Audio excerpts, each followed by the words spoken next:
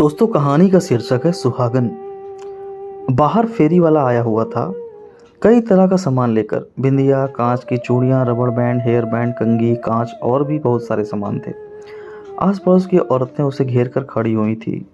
काफ़ी देर तक बाबा गेट पर अपनी लाठी टेक कर खड़े रहे। जैसे ही औरतों की भीड़ छटी, बाबा अपनी लाडली टेकते हुए फेरी वाले के पास पहुंच गए और फेरी पर सामान देखने लगे।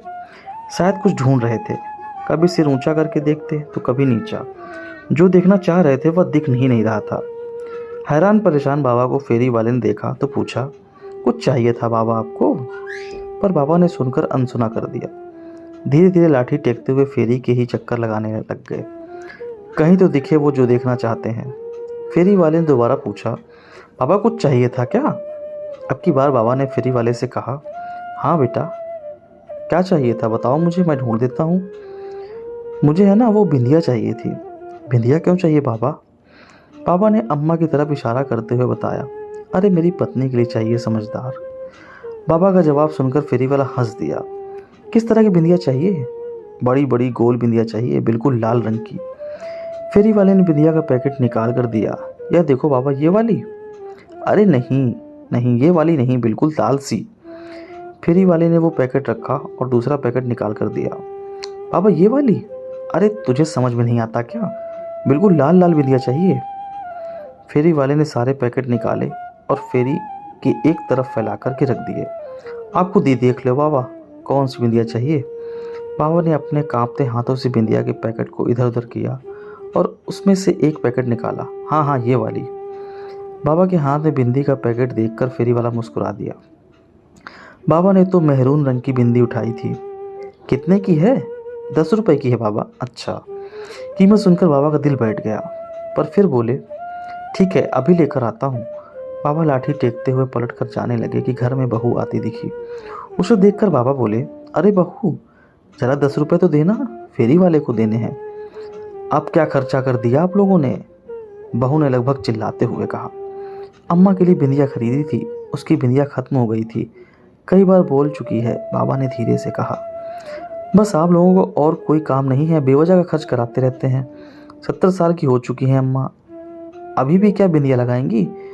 इस उम्र में भी ना जाने क्या क्या शौक हैं। बेटा, बात शौक की नहीं है, अम्मा भी सुहागन है, इसलिए उसका मन नहीं मानता। सिर्फ 10 रुपए की ही तो मांग कर रहा हूँ, अंदर जाकर दे दूंगा। कहाँ से दे दोगे?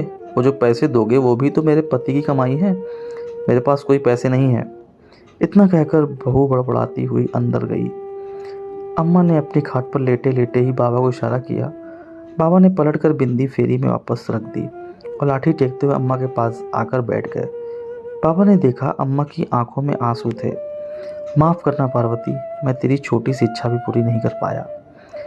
रहने दो जी, बेचारी बहू भी परेशान हो जाती होगी। काहे दिल पर लेकर बैठे हो?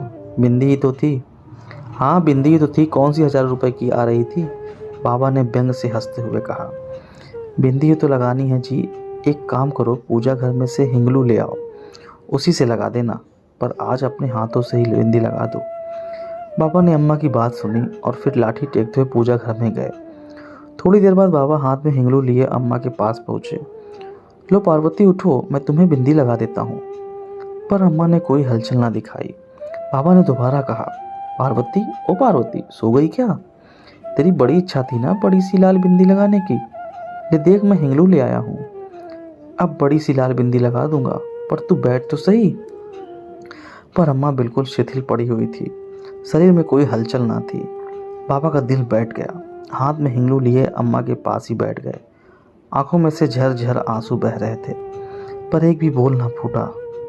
अम्मा जा चुकी थी हमेशा के लिए। थोड़ी देर में रोना धोना मच गया। आस पड़ोस के लोग आ गए, बेटे को बुलाया गया और अम्मा को अंतिम यात्रा के लिए तैयार किया गया। अम्मा को नहला धुलाकर सुहागन की तरह तैयार कर अर्थी पर लिटाकर बाहर लाया गया। पापा ने देखा अम्मा के माथे पर बड़ी सी लाल बिंदी लगी थी। पापा उठे और घर में गए। थोड़ी देर बाद बाहर आए और धीरे धीरे अम्मा की अर्थी के पास गए और अम्मा के माथे पर से बिंदी हटा दी। बाबा क्या कर रहे हो? अम्मा सुहागन थी, आप बिंदी क्यों हटा रहे हो? बेटे ने कहा। बेटा, उसका पति बिंदी खरीदने की औकात नहीं रखता था, इसलिए हटा रहा हूँ। सुनकर सब लोग अवाक रह गए। बहू शर्मसार हो गई। सबने देखा बाबा अपने हाथ मिलाए हिंगलू से एक बड़ी सी लाल बिंदिया अम्मा के माथे पर लगा रहे हैं। थोड़ी देर बाद बहू की चित्कार छूट गई। बाबा भी अम्मा के साथ हमेशा के लिए लंबी यात्रा पर रवाना हो गए। दोस्तों, उम्मीद करता हूँ यह भावुक और मार्मिक कथा आपको पसंद आई। अगर पसंद आई हो वीडियो को लाइक करें, शेयर करें और चैनल पर नए हो तो चैनल को सब्सक्राइब करना ना भूलें। धन्यवाद।